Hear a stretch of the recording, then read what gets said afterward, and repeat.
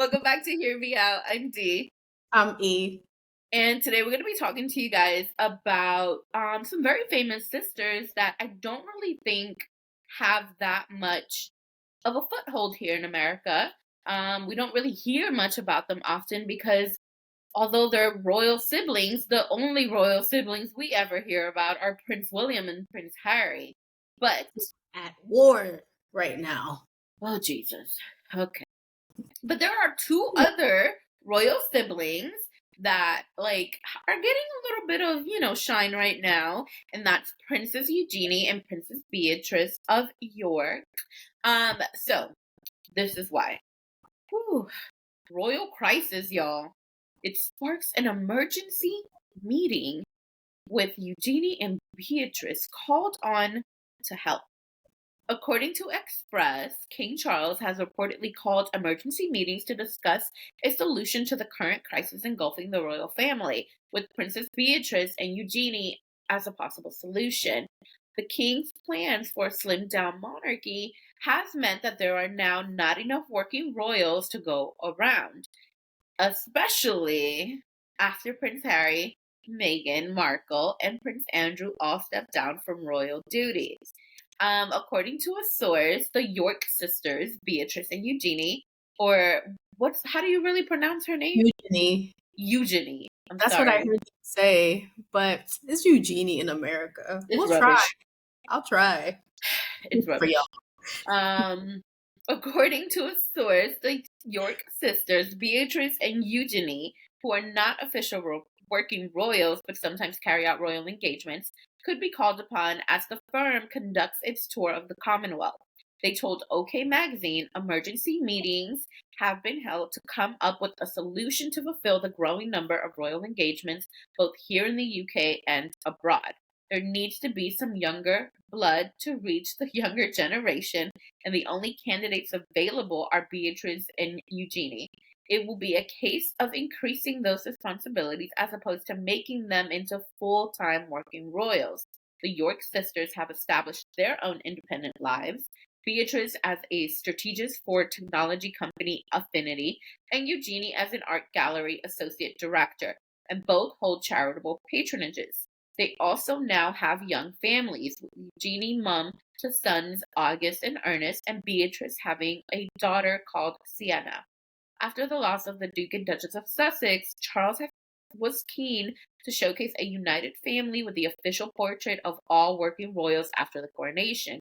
One thing the image did show was the aging nature of the firm, with Prince William and Princess Kate the only two members under the age of 50. Prince Edward and Duchess Sophie are the next two youngest in their late 50s. However, every other working royal is over the age of 70. The source added, the Duke of Kent and the Duke and Duchess of Gloucestershire aren't going to fly to make it to the next country, let alone another country. Next county, let alone another country. A number of big trips to the Commonwealth are likely to be scheduled in coming days, including one to Australia, possibly to coincide with the King's appearance at the Commonwealth Heads of Government meeting in Samoa. However, guys, we saw a conflicting report, and we have to report it, of course, because we don't know what's going on, but we can only speculate. So, according to GB News, Princess Eugenie and Princess Beatrice will remain as non-working members of the royal family as King Charles is concerned that their lavish lifestyles will draw criticism, a royal historian has claimed. Dr. Ed Owens, a royal author who recently published the book After Elizabeth, Can the Monarchy Save Itself?, spoke exclusively to GB News to explain why Beatrice and Eugenie have not been utilized by King Charles as working royals. He said, both daughters of Andrew are more like their mother, Sarah Ferguson, and the way that she was a public figure as a member of the working royal family, rather than Princess Anne, for example. They take lots of holidays, and it's never certain who exactly is paying for those holidays. I mean, don't they have their own money? Girl. I don't know. They don't come across as hardworking, dutiful princesses. That's a little harsh. Yeah. The royal historian explained to GB News how the princesses have been portrayed in the media and how this has impacted King Charles's firm position to not employ them as working royals. Owens continued, they haven't presented themselves, both Princesses Eugenie and Beatrice, as particularly dutiful figures. They've been classically accused of behaving as royal hang-oners, as Hangers royal on. hangers on, royal hangers on, have traditionally have behaved as enjoying the wealth, privilege, and power of monarchy without doing the hard work. So they're more like their mother in the late 1980s and early 90s, Sarah Ferguson, than their Aunt Anne.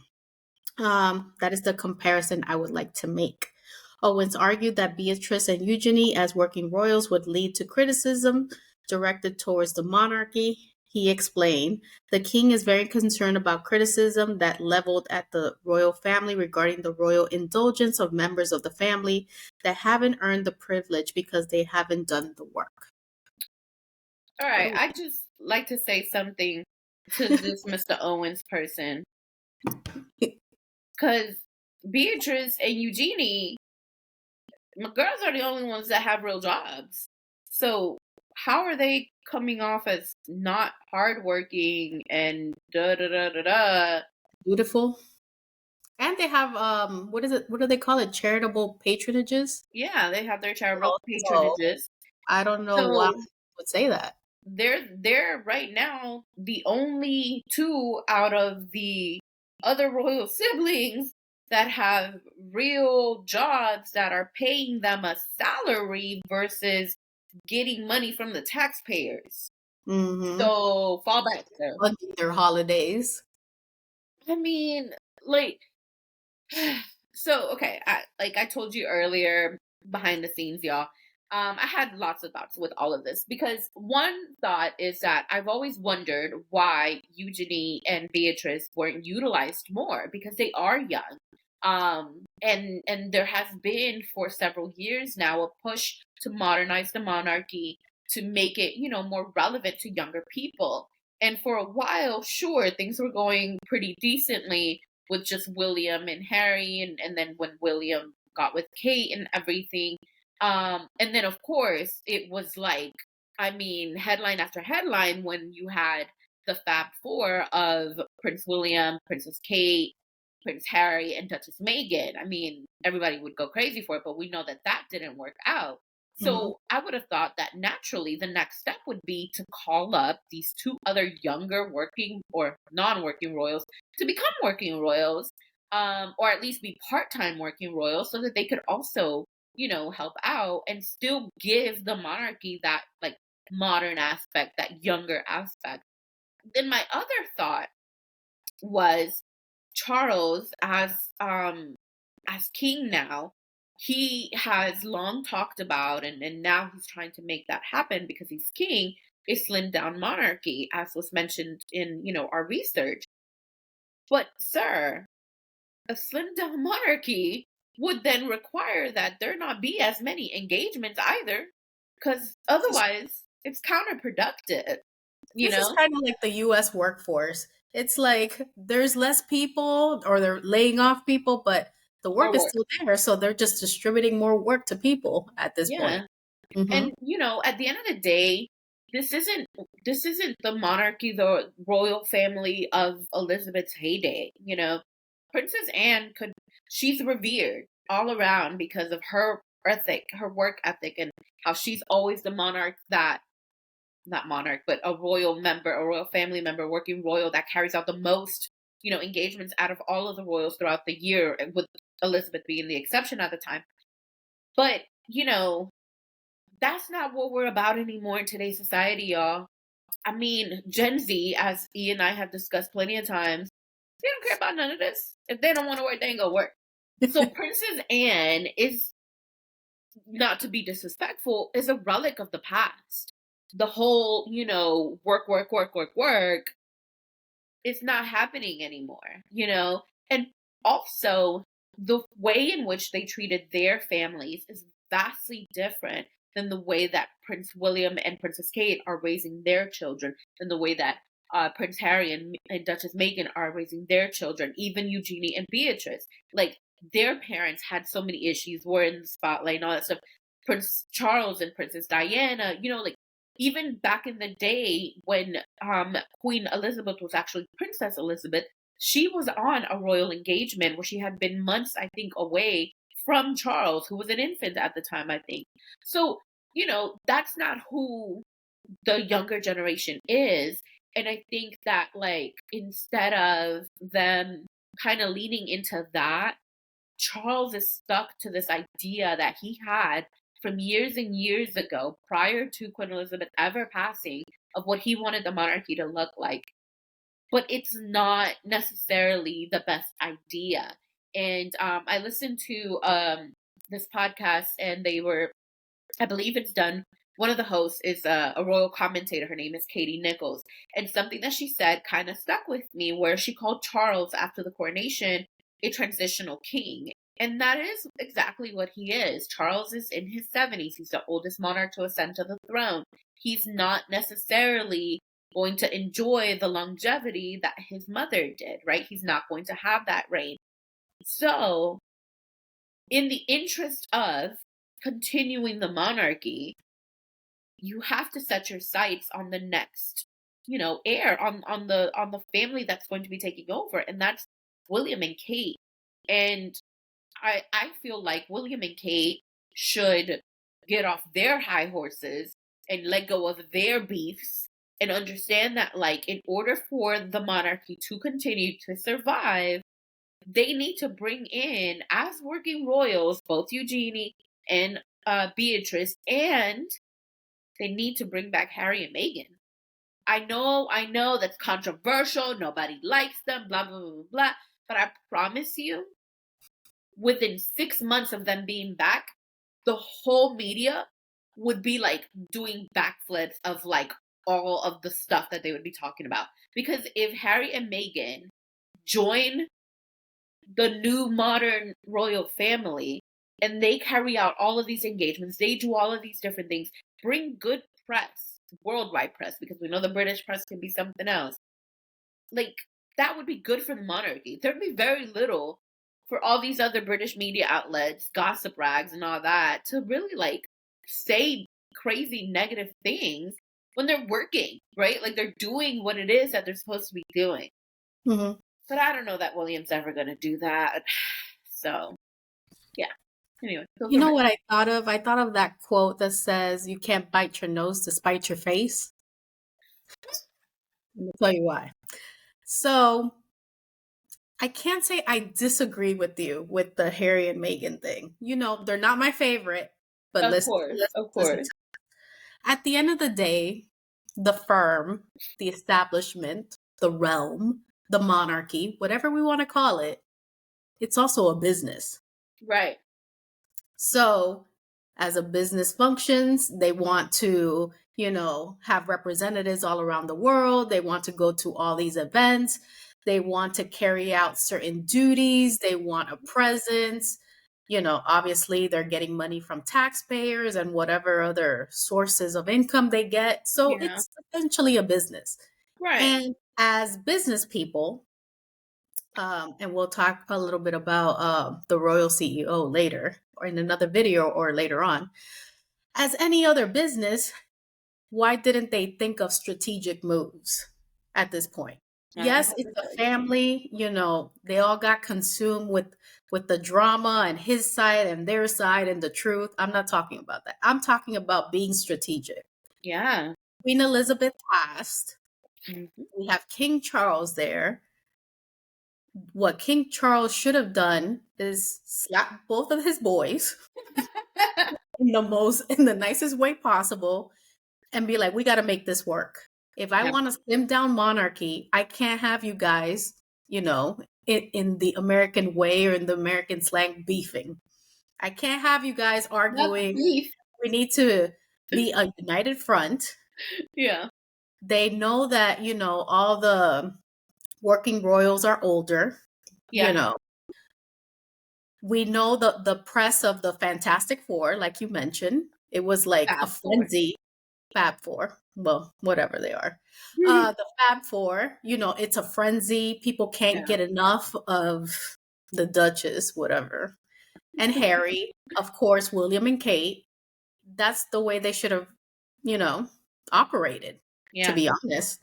And I think this is a great time to have a family reunion and tell your extended family to come through. So I was looking up, Oh, the younger royals. So yeah. there's Zara Tyndall, Right. which She's Prince's Princess Anne's daughter.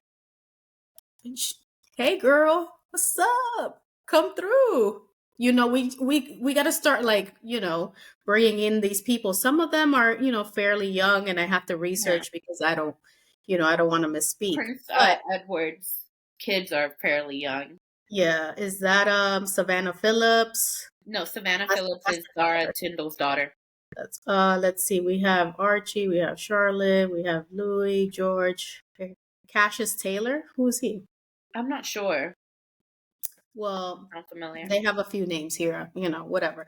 So this is a great time to have one of those big family reunions at Buckingham Palace.